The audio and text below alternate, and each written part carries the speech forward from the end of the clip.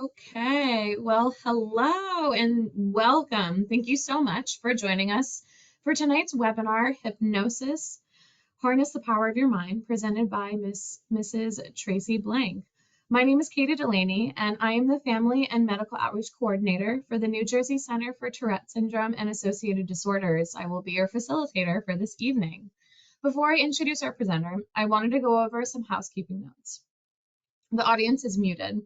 If you are attending the live webinar, any questions you have can be submitted in the questions box located at the bottom of your screen. During the live Q&A, the audience will gain access to unmute themselves. Because of this, we will stop the recording right before we start Q&A. At the top right of your screen, you will see a paperclip icon. There you can find a copy of the webinar presentation slides and our upcoming events. At the bottom of your screen, you will see a React button. To the right of it is an arrow. When you click the arrow, you will see a few emojis appear, such as heart, thumbs up, etc. So throughout the webinar, feel free to use this feature to let our presenter know how they're doing. And just so I know that you guys see where it is, can you use the React button and just give me a thumbs up? Beautiful. Okay, thank you.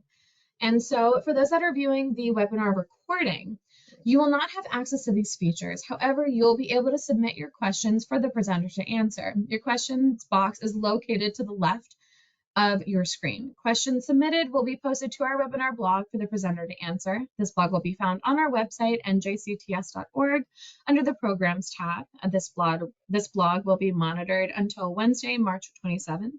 Any personal information will not be included.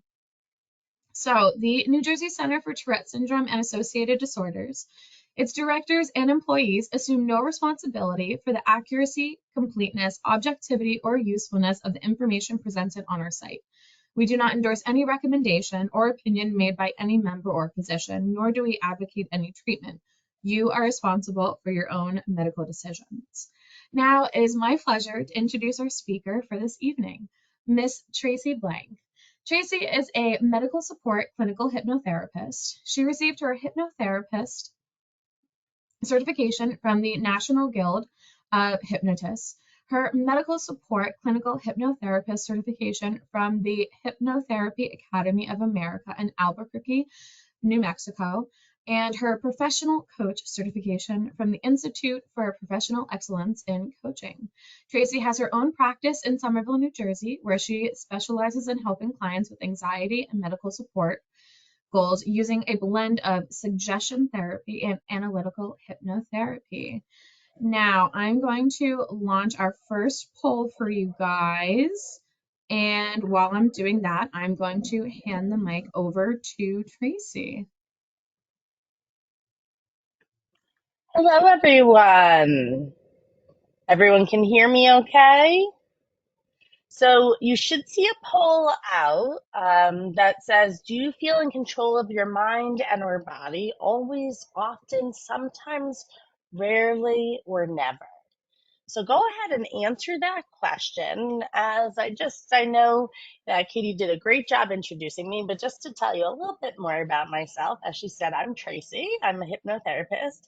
I came to hypnotherapy through my own experience with it. I used to be in social work and I worked with kids with mental and behavioral health issues. And I always had my own kind of anxiety issues and everything, but it really got to a point where it was really hard for me to function. And I tried so many other things, and hypnotherapy really helped me so much. And I found it to be so empowering that I really wanted to do it. So, as you heard, I studied at the best place to do it. That's out of a medical school that really, allows me to do it at kind of a different level than most people think of with hypnosis. And what I love about hypnosis and hypnotherapy is knowing how your mind works and using that information to help people make their minds work for them, which I find to be so empowering. So I specialize in anxiety and medical support and really helping people to feel more in control of their mind and body. So hopefully by now you've answered that poll. And Katie, do you mind sharing those results? Yes. So I'm so sorry, Traci. I tried launching it, and for some reason, it's saying it's not available. So I apologize about that.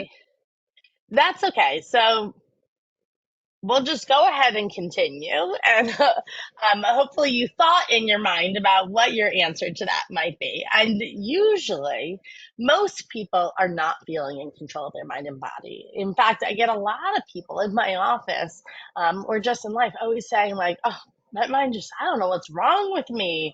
I'm crazy or something. So hopefully this seminar or webinar today really helps you to understand how your mind actually works. And then we'll use that knowledge to make your mind work for you. And we'll wrap up before we get to the Q&A with some tools that you can use with this knowledge to make your mind maybe work a little bit better for you.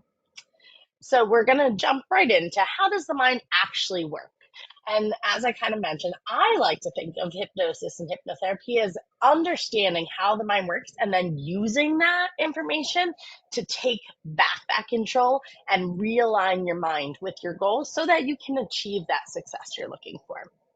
Because your mind is really like a computer. It's going to follow what it's programmed to follow. So it's not following any kind of logic or reasoning unless that's what it's programmed to do. So if you think about like a robot that's programmed to walk straight, it might keep walking straight until it walks into a wall. And that's going to keep trying to walk straight, right? It's not going to have reason, oh, I reached a stopping point, I should stop, right? It's going to keep trying to walk straight. And that's how our minds work too. It doesn't just adapt in the moment. It's going to go through what it's programmed to do. But the amazing thing about the mind is that there's neuroplasticity, which was a hot button word. It was actually, I think, voted one of the words of the year just a few years ago. But what it means is neuro meaning your mind, plasticity meaning changeable. Your mind is changeable, or we can change it. We can reprogram it. So that's what we do with hypnosis. What we can also do, though, is really access that mind-body connection, not just to influence the mind, but the entire body. In fact, studies show that bones heal on average 6 weeks faster with hypnosis, just giving the mind that instruction of the bones coming together.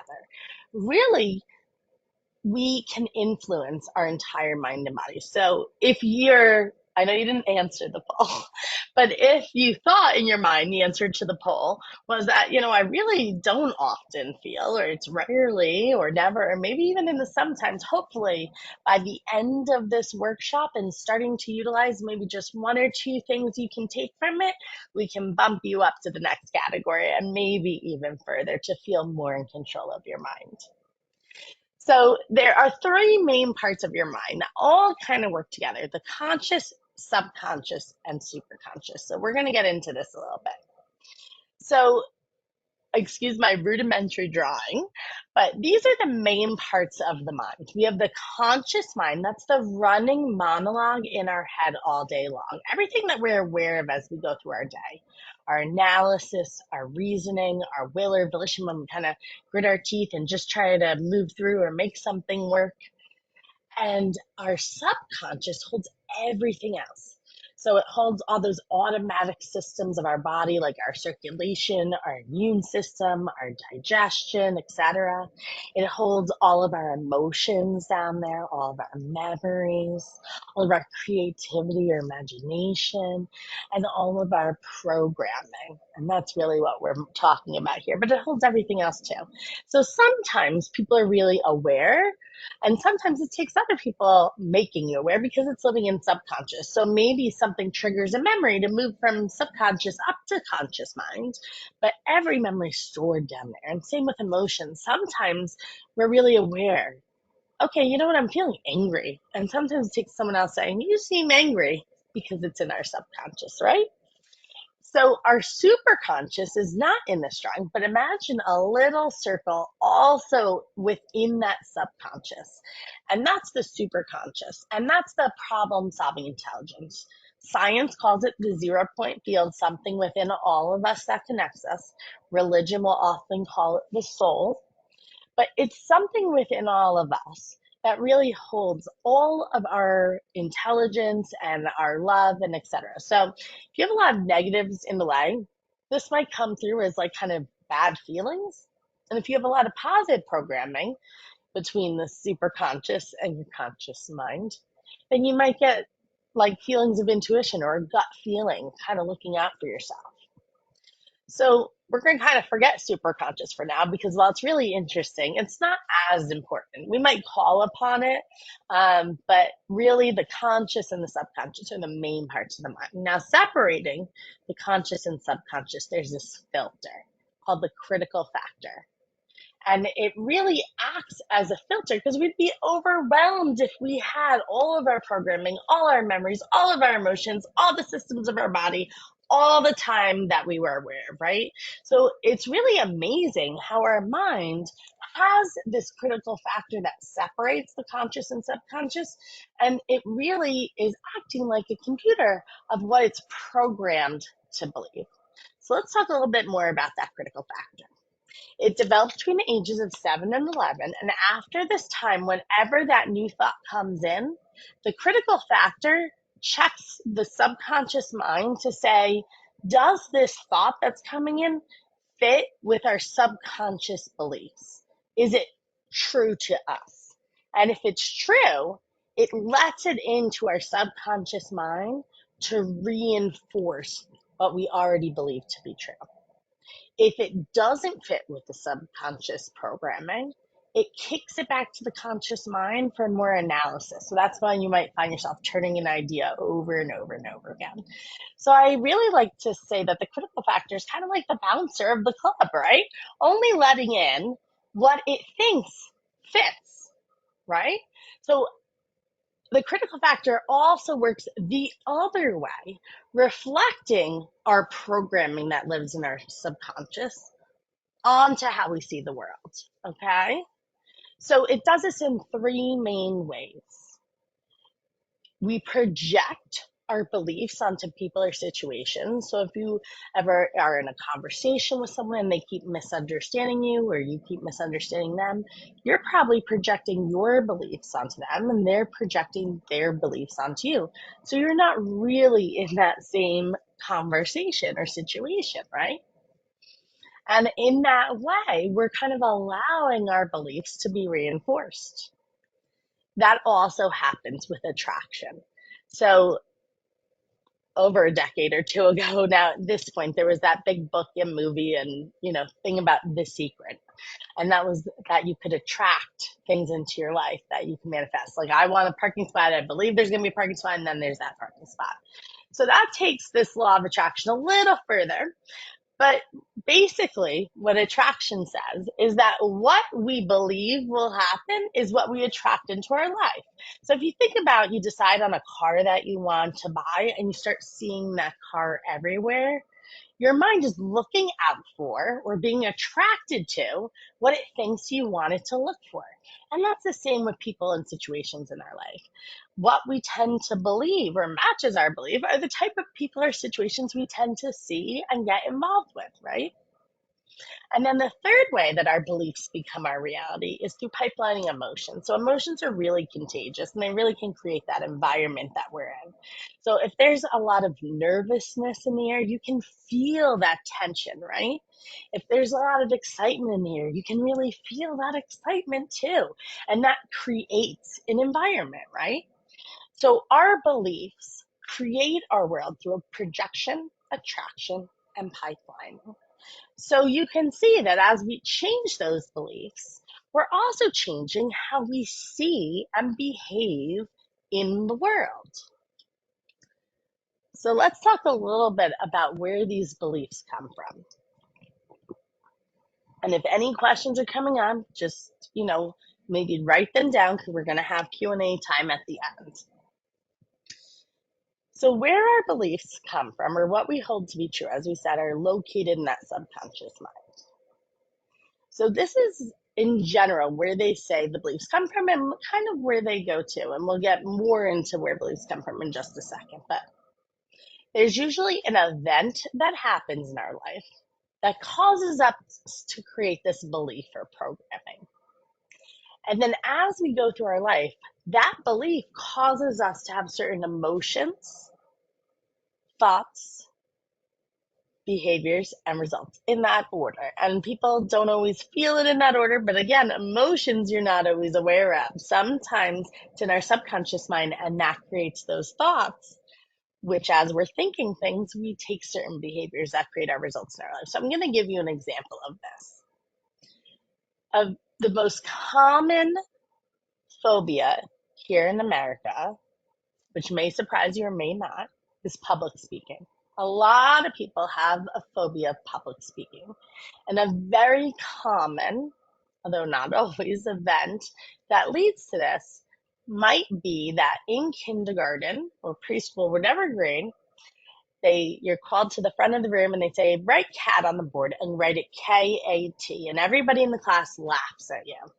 And in that moment, that belief is formed that in front of groups, I look stupid.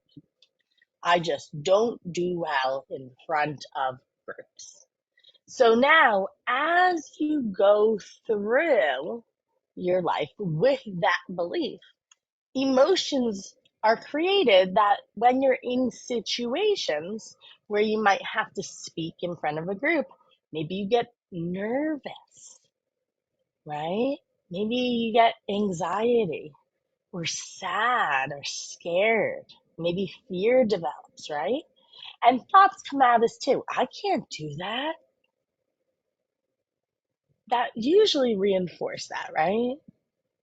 And behaviors come out of that too. Maybe your mind does go blank because that's what you think is going to happen, right? Maybe your palms get sweaty. Maybe your mouth goes dry.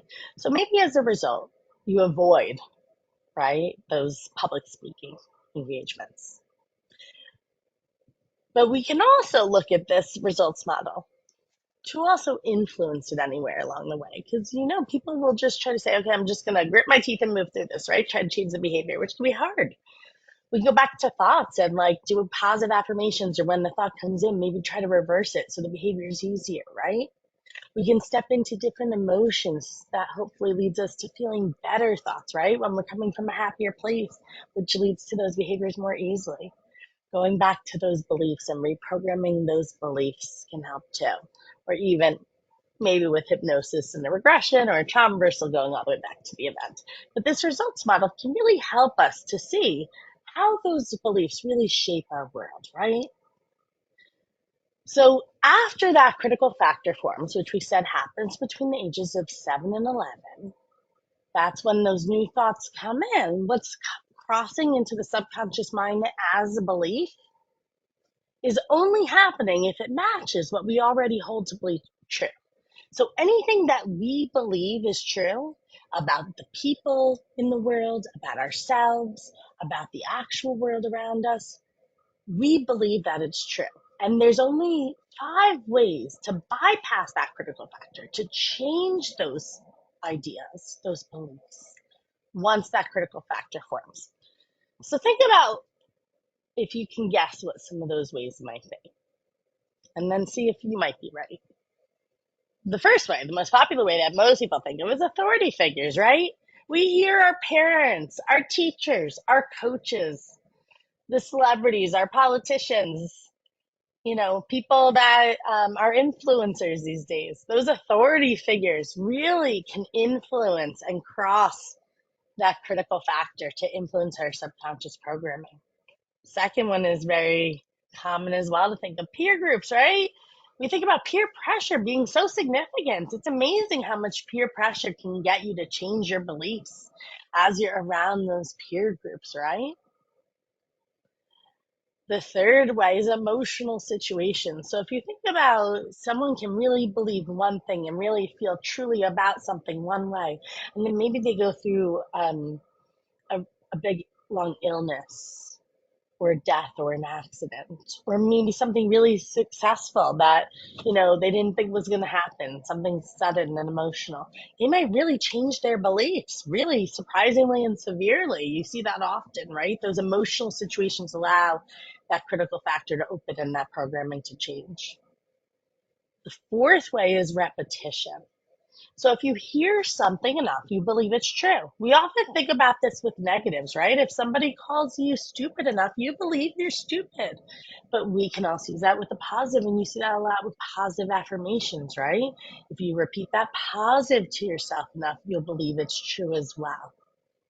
And then that fifth way is altered state. So whether you use the state of hypnosis for meditation, or a lot of times we'll think of this also with altered state of drugs or alcohol, right? In that altered state, people sometimes will do or say things can't believe they've done, right? So these are the 5 ways that we can access our programming once that critical factor forms. So like I said, I think this is all really interesting information to understand how our mind works. And then we can use this information to make the mind work for us, right? So we're going to go through some tools now using all that information I just gave you. Now, of course, there's a lot more to the mind, and there's a lot more to hypnosis too. But these are kind of the basics. And like I said, this is Hypnosis 101, and I really want to give you guys some tools that you can use using this information. So the first one is a grounding exercise. And what a grounding exercise does is takes you out of the emotions and grounds you in reality, in the present. So a lot of times it will take you out of your mind and put you into your body, right? Because if you just go around and round in your mind, you're probably in that conscious mind, right? So even if you want to move into the subconscious, you need to be grounded to do that.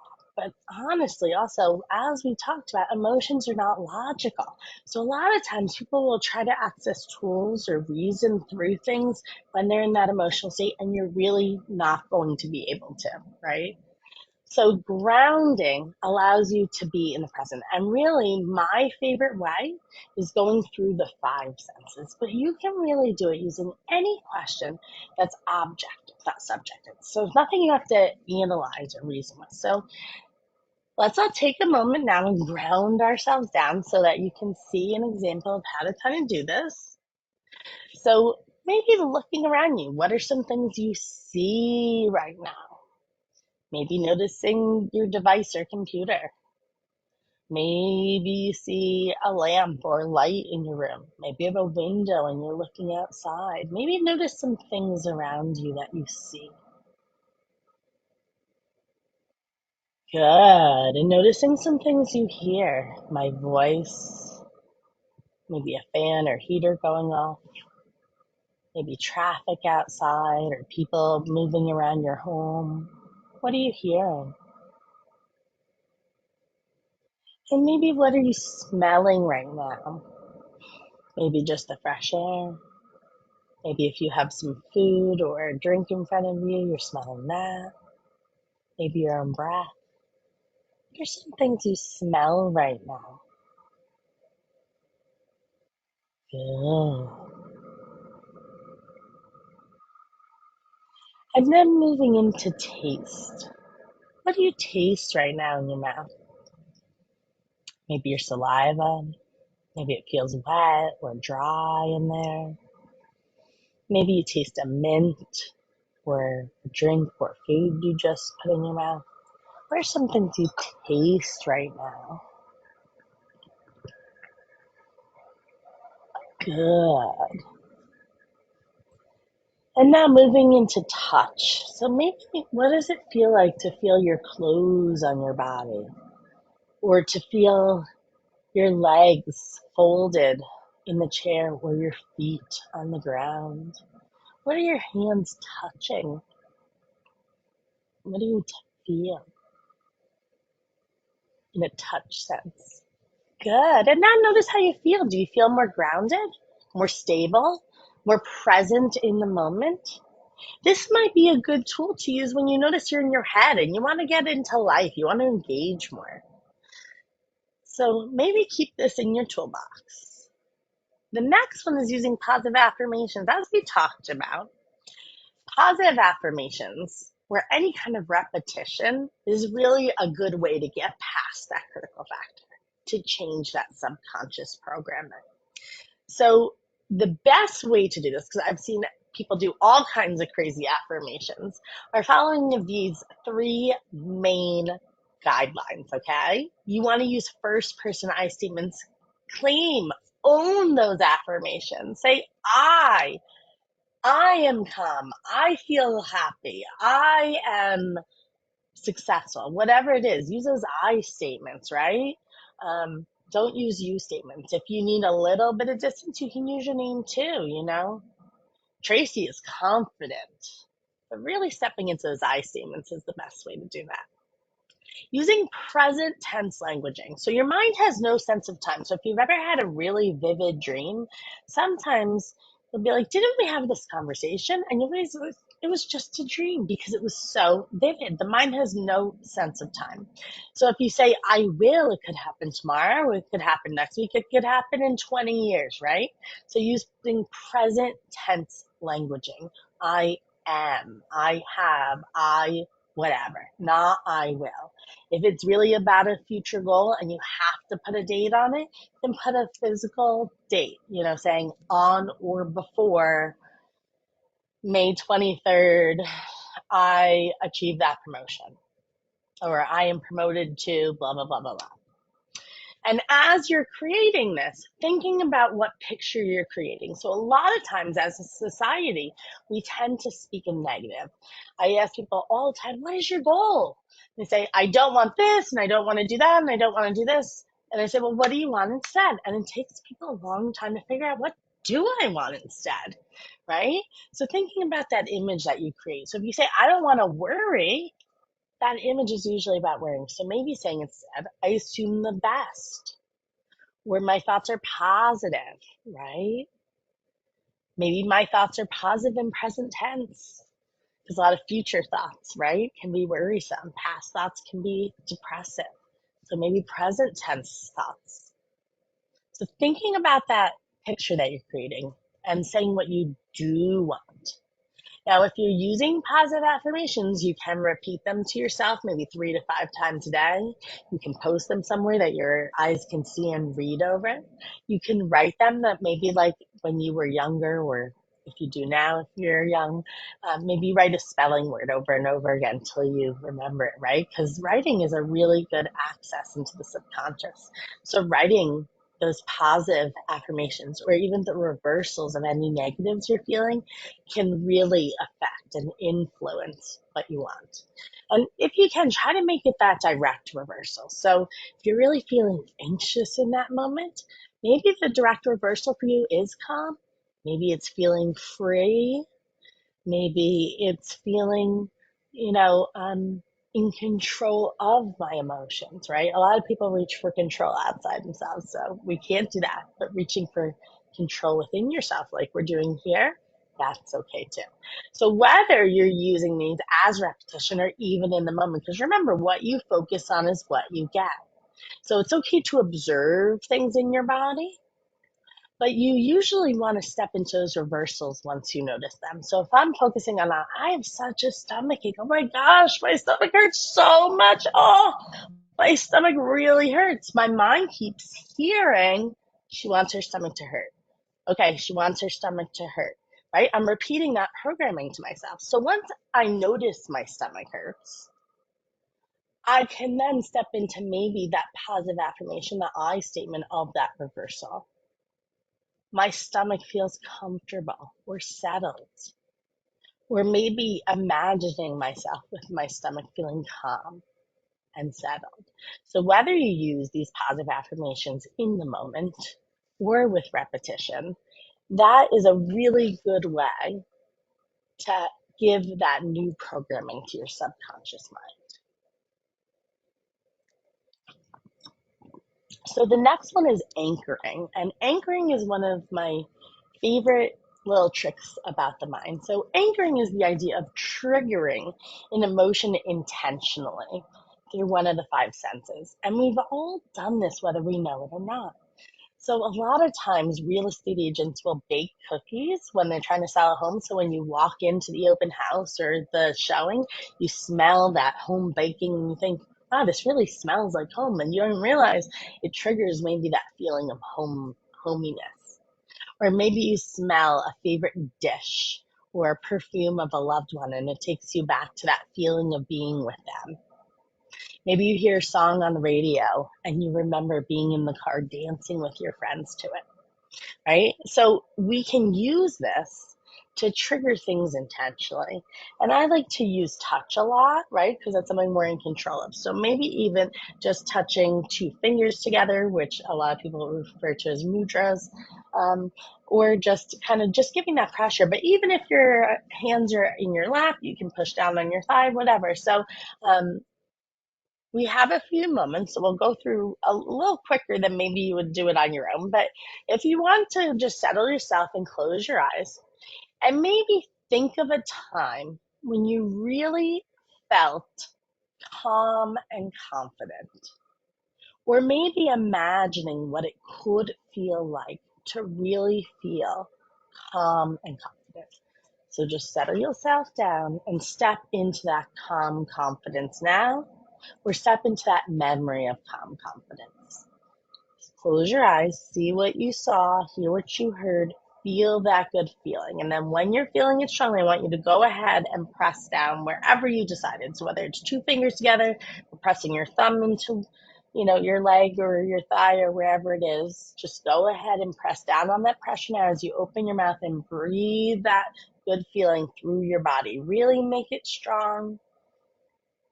Breathe it in deep as you hold that pressure. Maybe 3 or so breaths. Then you can go ahead and release that pressure and release that memory. Usually you want to reinforce it one time, so go ahead and bring that feeling back, that memory or feeling of calm confidence back. Be there again. And then when you're there, feeling that good feeling, press down again on that feeling to reinforce it. Breathe it all through your mind and body. Maybe 3 to 5 breaths again. And like I said, I know I'm rushing it a little more, but just to give you an idea of what to do. And then step out of that memory, release that pressure. And now whenever you go ahead and press down on that pressure point again, that feeling should come right back to you. Now with touch triggers, it can fade if it's not used. So if you like this, use it often, or you can always implant it into something firmer. I often will also do this with test anxiety, maybe holding a pencil, right? So stepping into, a time when maybe you felt really confident doing a test and hold that pencil as you do. So now as you hold that pencil, that feeling's coming right back to you or something else. So moving forward a little bit more is diaphragmatic breathing. So there's all kinds of different breathing techniques and they're all wonderful.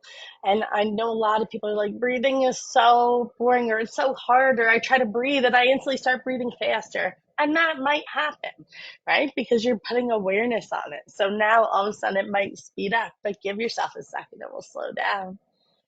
But also, what I like, diaphragmatic breathing specifically, tells your body it's safe to relax. And what it looks like is breathing deeply in through your nose, pausing for a beat or two, so kind of holding your breath for a moment at the top, and then exhaling slowly out your mouth, like you're blowing out a candle, but slowly.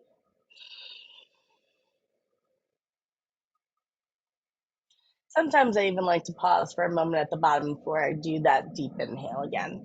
But what's important is really that pause for a beat or two at the top, and then that slow exhale. And it can become slower and slower with each subsequent breath. But what that does is that pause at the top of the breath allows those little sacs that are inside your lungs to fully inflate, which tells your body that you're not running away from or fighting danger, so it's safe to relax. So I personally find that I specialize in working with people with anxiety, that pause for a beat really helps people to feel that relaxation, their body really settling. So maybe give that a try and let me know how it works for you. Take a deep breath in through your nose, pause, and exhale slowly out your mouth. Good. So hopefully you felt some good relaxation from that. So moving forward, Emotional regulation. Now, I teach whole workshops that are many hours just on emotional regulation. So you can do a lot more research on this, but I really feel like emotional regulation is what people are looking for when they're looking for, I need to feel in control, right? So there's so many different methods, but I really like the structure of the acronym RULER, which is out of Yale Positive Psych. There's books and TED Talks and all kinds of things on it, but it's really simple so that they could teach it all the way from kindergarten up through the workplace. And when you're feeling that emotional feeling, maybe you did your grounding, you're back in your body, and now you're like, I don't know what to do now, right? So maybe using ruler as that structure to feel the feeling in a safe way, because you have to feel it to heal it. And a lot of people will ignore their feelings, kind of suppress it, keep themselves busy. And then in the moments of calm, it will come out, or it will come out in different ways, right? Maybe it comes out in tics. Maybe it comes out in OCD behaviors. Maybe it comes out in a physical manifestation like stomach aches or headaches, right? Your body is going to find a way to deliver its message. So emotional regulation gives us a structure, or ruler gives us that structure to acknowledge and feel that feeling in what feels like a safe way, right? Because we don't want to dip into it and feel it and attach to it and stay in it, but we also don't want to ignore it, right? So what ruler is the R is recognizing. So what are you recognizing? People like to jump right to labeling. Oh, this is anxiety, right? Now, what are you recognizing? Oh, I feel my heart racing. Feel shallower breathing, right? I feel myself sweating. I feel my thoughts racing. What are you recognizing symptom-wise? You understanding. A lot of people jump to attaching, right? Oh, this must mean I'm crazy, or I'm a bad sleeper, or I just can't do that thing, right? Instead, we want to give ourselves understanding. Oh, you know what? Anyone could feel this way. It's okay to feel this way.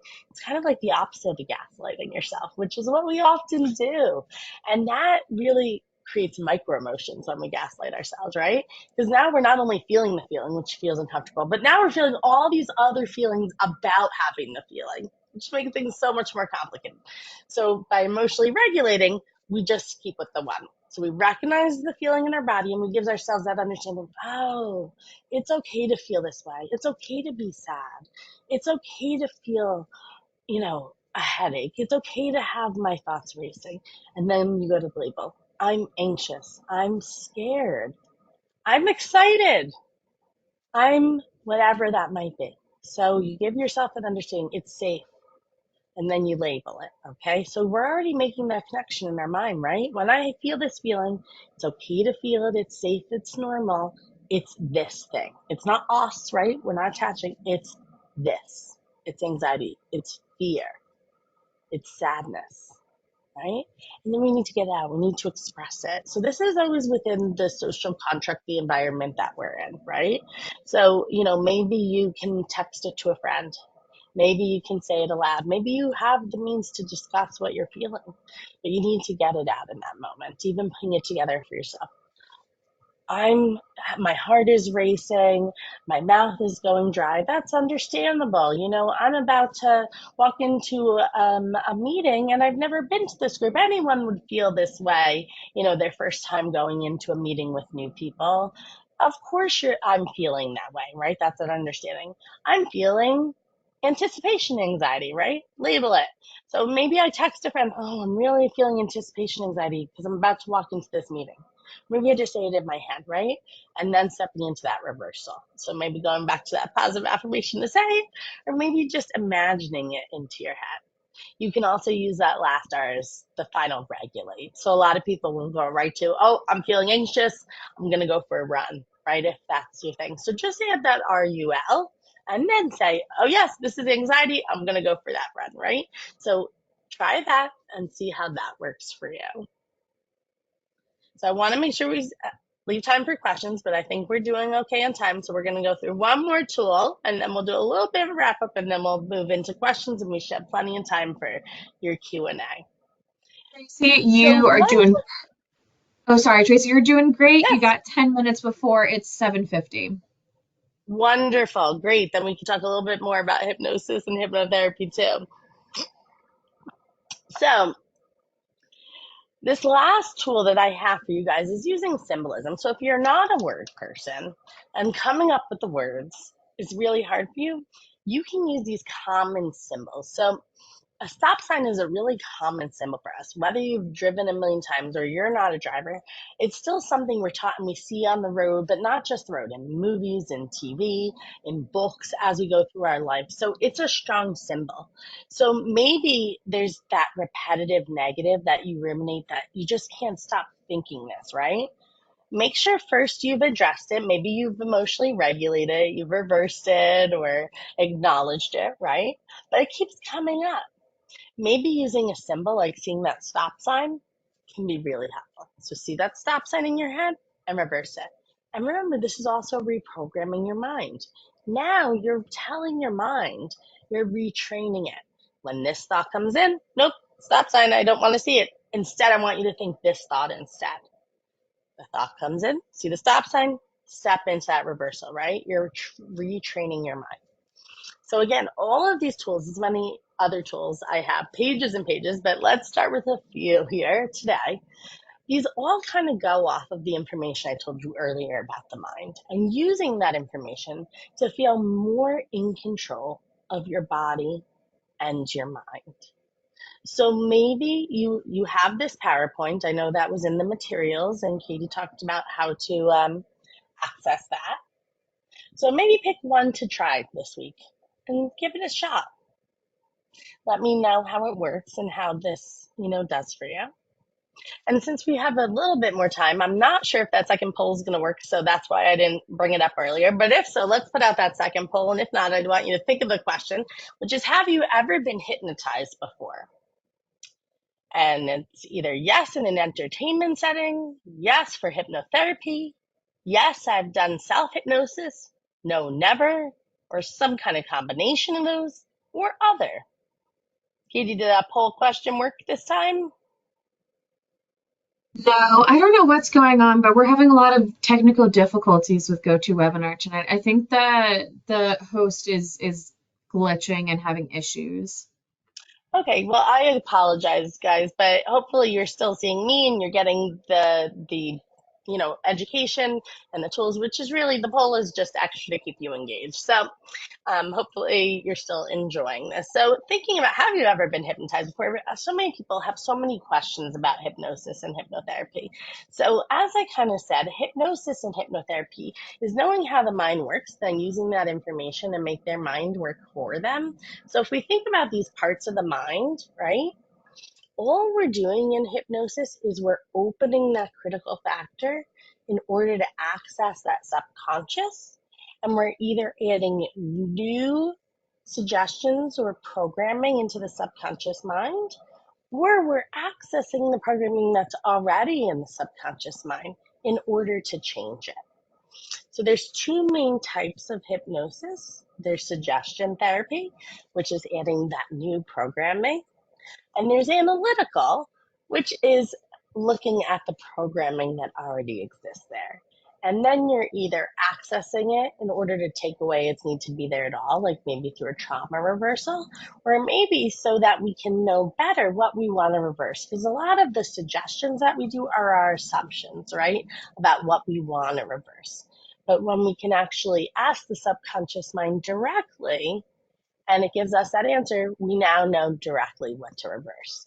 So a lot of people have all these myths and ideas about what hypnosis and hypnotherapy is and isn't. But this is all it is. And all hypnosis is also self-hypnosis, in that I can't make you go into hypnosis. I'm your guide.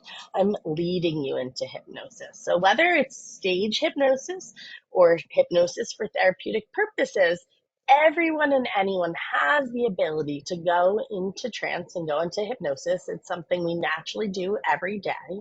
So when you're driving down a street, a way you've done a million times before, and you zone out and all of a sudden you're at your destination, they call that highway hypnosis. And the reason is because it feels a lot like hypnosis. It is that same state, right? but you're not asleep. You're not unconscious. If a deer was in your way, or, there was a car that cut you off, you'd slam on your brakes. You'd come back to yourself. So there's a lot of myths out there that you can get stuck in hypnosis, or that the hypnotherapist can control you and all these things. And that's just not true. It's that same state. You're fully in control. It's just in that state, your conscious mind is saying, there's nothing important for me to filter or pay attention to here. I can relax and take a break, and I can let that subconscious mind be in control, right? That critical factor opens, and the subconscious is in charge, right? And that subconscious is our primitive mind. It's not analyzing, it's not reasoning, it's not applying logic. It's just following our programming. It's just doing that computer. So in that state, we can add that new programming, or we can see what programming is there. So that's a little bit more about hypnosis and hypnotherapy. So I know we're about 14 minutes left, so I'm going to go ahead and stop sharing. All my information is on this last slide.